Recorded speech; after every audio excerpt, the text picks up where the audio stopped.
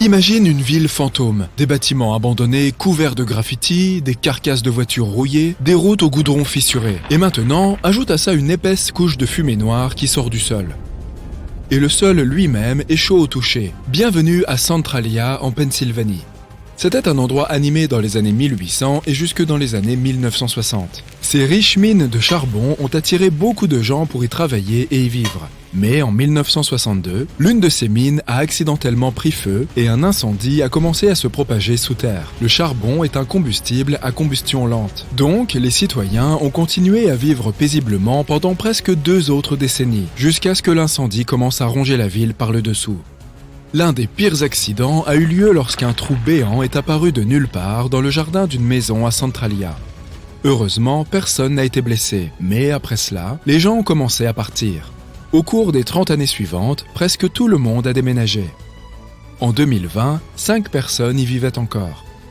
Mais à part cette poignée d'irréductibles, Centralia est bel et bien une ville fantôme. Les bâtiments abandonnés qui s'écroulent et les routes fissurées n'en sont qu'une petite partie. L'élément le plus inquiétant de cet endroit est la fumée qui s'échappe du sol par les fissures. L'incendie souterrain fait toujours rage, réchauffant la surface et détruisant lentement les restes de la ville. D'ailleurs, c'est ce qui a inspiré la célèbre ville fictive de Silent Hill. On estime que le brasier durera encore 250 ans, et d'ici là, il n'y aura plus que des terrains vagues brûlés dans la région. Si tu as peur des insectes, alors l'endroit suivant est probablement ton pire cauchemar. Les grottes de Gomantong en Malaisie pourraient être l'un des endroits les plus pittoresques du monde, s'il n'y avait pas leurs habitants. Tout d'abord, il y a les chauves-souris. Plus de 2 millions de ces animaux vivent dans les vastes étendues des grottes. Elles sont facilement effrayées, mais ce n'est pas forcément une bonne idée de leur faire peur. Imagine des millions d'horreurs ailées volant vers toi en panique. Deuxièmement, il y a des cafards. Et si le nombre de chauves-souris est plus ou moins déterminé, les cafards qui grouillent sur les sols et les murs des grottes sont impossibles à compter. Ils sont si nombreux que tu ne pourras pas faire un seul pas sans qu'une douzaine de ces bestioles ne rampent le long de tes jambes.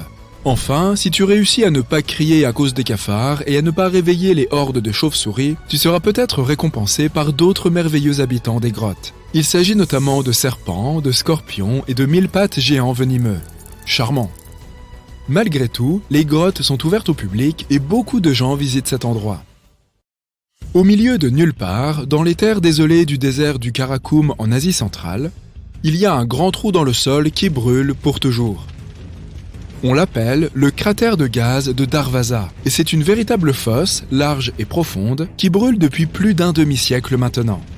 Les habitants l'appellent la porte des enfers, et la vue est effectivement effrayante. Il n'y a aucun moyen d'éteindre les flammes, et les scientifiques pensent que le cratère continuera à brûler pendant des siècles. La fosse est apparue en 1971 lorsqu'un groupe d'ingénieurs a fait des repérages dans la région et pensait être tombé sur un gisement de pétrole. Mais il s'est avéré qu'il s'agissait d'une poche de gaz naturelle, et lorsque la plateforme de forage a commencé à travailler sur le site, le sol s'est effondré. Les ingénieurs ont eu peur que le gaz toxique ne mette en danger les villes voisines. Alors, ils ont pensé qu'il valait mieux y mettre le feu et le laisser se consumer en quelques semaines. Mais, comme on peut le constater, le brasier est toujours aussi puissant.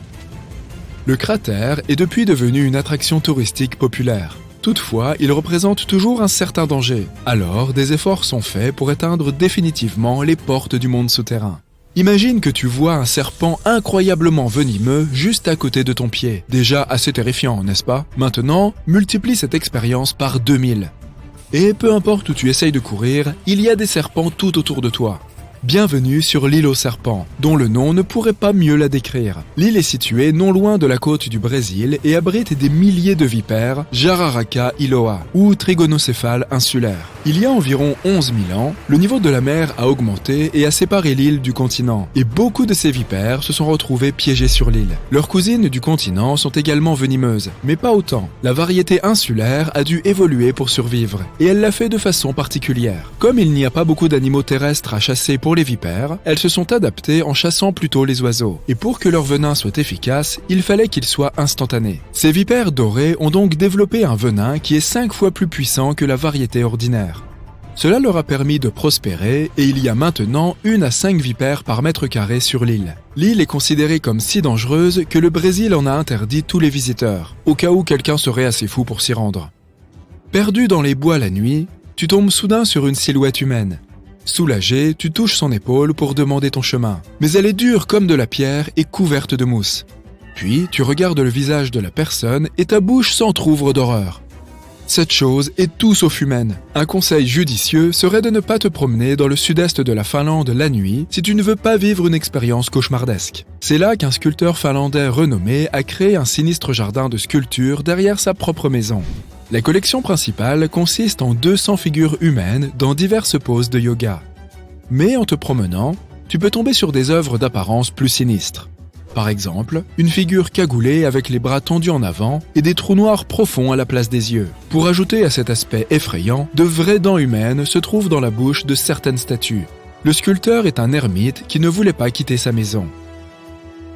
Et quand on lui a demandé de prêter certaines de ses sculptures à des musées, il a répondu qu'il devait leur demander la permission d'abord. Il semble qu'elles aient refusé. Ces statues sinistres sont déjà assez effrayantes. Mais que dire de leurs copines, les poupées ? Si tu te trouves un jour au Japon et que tu veux avoir la chair de poule, ne manque pas de visiter Nagoro. C'est un tout petit village situé dans le sud du pays. En passant devant ses maisons et ses cours, tu verras des villageois assis sur leur porche ou s'occupant de leur jardin. Rien de spécial. Jusqu'à ce que tu réalises qu'ils ne bougent pas et qu'ils ne le feront jamais. Parce que ce sont des poupées grandeur nature. L'une des résidentes locales est retournée dans sa ville natale en 2002 et a entrepris de fabriquer des épouvantails empaillés dans les jardins et les champs. Mais cela a évolué d'une activité pratique à une sorte de travail de mémoire. Chaque fois qu'un de ses voisins quittait le village ou mourait, elle fabriquait une poupée grandeur nature à son effigie. Elle les faisait comme elle se souvenait d'eux, donc toutes ces poupées font ce que des personnes normales feraient. Elles sont assises, debout, couchées sur le sol, et il y a même des classes entières de poupées dans l'école locale. Mais le plus étrange dans cette histoire, c'est que la population humaine de Nagoro compte moins de 30 personnes, et que les épouvantails sont plus nombreux que les habitants vivants, à raison de 10 contre 1.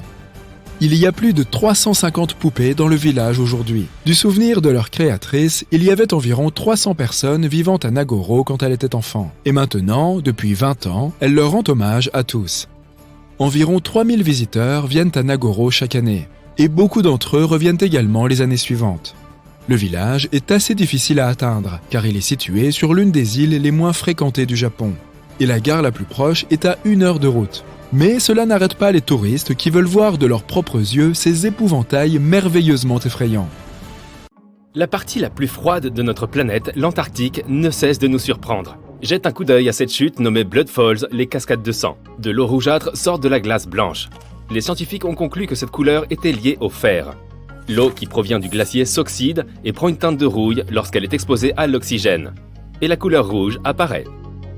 Prends pied sur le mont Gandeng. Il pond des œufs. Bon, peut-être pas de vrais œufs, mais ces pierres ressemblent assurément à des œufs de dinosaures.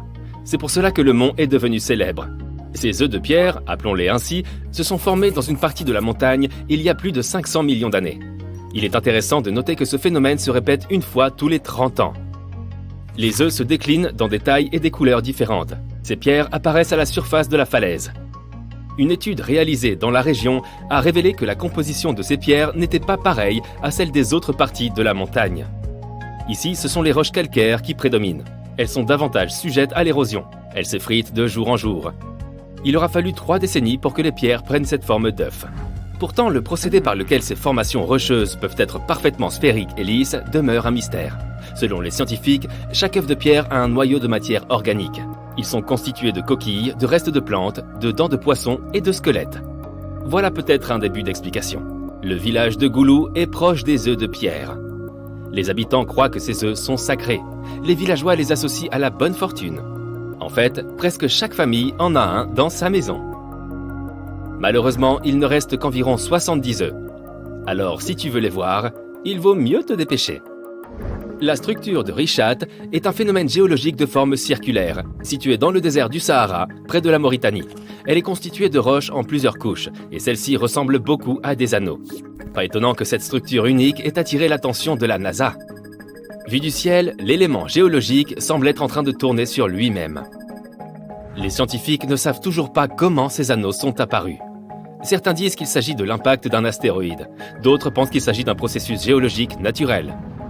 Pour eux, la structure de Richat est un dôme rocheux érodé et surélevé. Les géologues la classent souvent comme un dôme anticlinal. Les scientifiques ont découvert que les roches du centre sont plus anciennes que les roches extérieures en forme d'anneau. Il semblerait donc que les pierres aient été érodées jusqu'à former des couches de roches plates. Quoi qu'il en soit, il n'y a pas d'explication valide à ce phénomène. Et ce mystère du Sahara, long de 45 km, n'est toujours pas résolu. Le numéro 4 est Rapa Nui, ou Isla de Pascua. Mais je te parie que tu la connais comme l'île de Pâques. Oui, elle a 3 noms. Elle a été découverte par Jacob Roggeveen, qui n'avait en réalité aucune intention de chercher cette île. Il a juste débarqué là par hasard un dimanche, et c'est de là que vient son nom. Jacob recherchait en fait la Terra Australis, et soit dit en passant, ce n'est pas l'Australie. Celle-ci n'a jamais existé, et ce n'était qu'un continent hypothétique. De plus, il voulait jeter un coup d'œil à la terre de Davis, qui aurait été aperçue dans le passé par Edward Davis, le pirate, et non Edward Davis, le saxophoniste. Jacob n'y est pas parvenu non plus, bien que personne n'ait jamais vu cette île, à l'exception du pirate Davis lui-même. Il n'a peut-être pas réussi à découvrir les terres qu'il voulait, mais il a découvert l'île de Pâques à la place. Cette île est un territoire particulier du Chili, situé dans le sud-est de l'océan Pacifique. Elle figure sur cette liste parce que près de 1000 statues de pierre, appelées moai, ont été découvertes sur place. Elles ont été créées par le peuple Rapa Nui. Presque toutes ces statues représentent des têtes gigantesques, mais on trouve aussi un petit nombre de figures agenouillées avec les mains sur le ventre. Chaque statue représente des chefs ou d'autres membres importants de la société de l'île de Pâques. Pour sculpter ces statues, les habitants ont utilisé des pierres volcaniques qui avaient été ramollies. Le prochain arrêt est la porte de l'enfer. Oh, ne t'inquiète pas, c'est juste la façon dont les gens ont baptisé le cratère gazier de Darvaza au Turkménistan. Ce cratère géant de gaz naturel est là depuis 5 décennies. Et il brûle des gaz en permanence.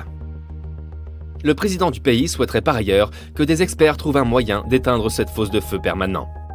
Ce site a été accidentellement créé par des ouvriers en 1971, alors qu'ils travaillaient sur un projet de gaz naturel. Depuis, les flammes n'ont pas cessé et c'est devenu une attraction touristique. Des constructions mystérieuses sont parfois aussi bâties à notre époque. Nous n'avons pas besoin de remonter à des millions d'années, vers des civilisations disparues depuis longtemps. Edward Lidscalin a construit à lui seul une structure appelée le Château de Corail, à Homestead, en Floride. Il n'a pas utilisé de grandes machines. Il a taillé et sculpté près de 1100 tonnes de roches coralliennes en 28 ans, jusqu'en 1951. C'est un véritable mystère de comprendre comment il a réussi à accomplir cela tout seul. Lidscalin a sculpté la roche sédimentaire en différents objets, tels que des murs, des tables, des chaises, une fontaine et un cadran solaire. Il y a bien sûr une légende derrière ce mystère. Il a été inspiré à construire cette structure après avoir été abandonné par sa fiancée le jour de leur mariage. Oh oh, planté à l'hôtel. Il aurait voulu lui prouver son amour à elle et au monde entier. Il lui fallait donc produire quelque chose d'extraordinaire. Eh bien, il a clairement réussi. Parlons un peu du mystère des cercles de fées en Namibie. Il existe des millions de taches circulaires sur des centaines de kilomètres, dont le diamètre varie de 3 à 20 mètres. On les appelle les cercles de fées parce qu'ils ont l'air d'avoir été créés par des fées ou par une créature d'un autre monde. Il s'agit essentiellement de terre de forme ovale entourée d'herbes. Il existe de nombreuses croyances locales qui entourent la création de ces marques. Pourtant, la science dit tout autre chose. Depuis des décennies, les biologistes et les mathématiciens sont perplexes quant au mystère des cercles de fées namibiens. Il existe plus d'une théorie pour expliquer ce phénomène. Voici une théorie populaire. Comme l'eau est limitée dans le désert, les plantes se font concurrence pour accéder à celle-ci. Certaines plantes s'étendent et prospèrent dans une parcelle. Mais les plantes plus petites, situées à proximité, ne peuvent pas obtenir l'eau nécessaire pour survivre. Au final, une partie de la végétation disparaît. Et les autres restent en bordure de la parcelle. C'est pourquoi elles forment des écarts si réguliers. Et si je te disais qu'il existe une colline dans la ville de Leh, en Inde, où au lieu de rouler vers le bas, les choses montent? Il s'agit d'une illusion d'optique. La route semble gravir une colline à cause des paysages alentours. Pourtant, la route descend en réalité. Ce genre de phénomènes sont appelés côtes ou collines magnétiques. Les explications scientifiques varient.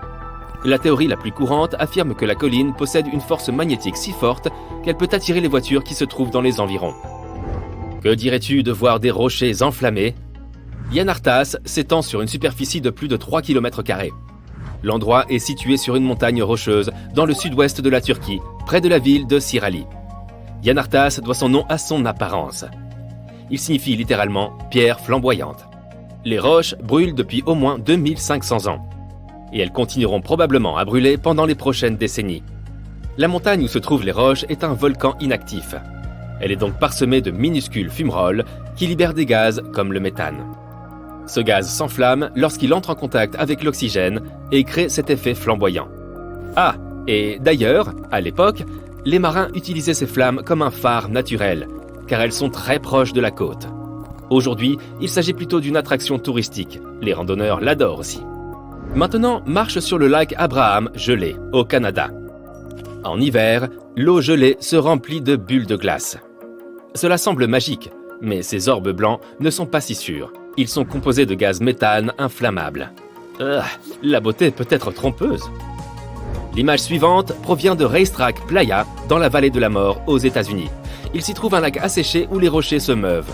Ces roches étranges semblent avoir été poussées ou traînées par quelqu'un ou quelque chose. Elles laissent à la fois une trace et un mystère derrière elles.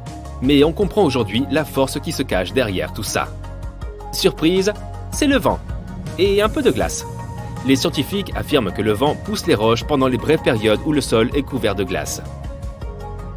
Je ne peux m'empêcher de remarquer que beaucoup de choses mystérieuses sur la Terre impliquent des pierres et des rochers. Ou du méthane. Et toi, lequel de ces phénomènes est ton préféré ?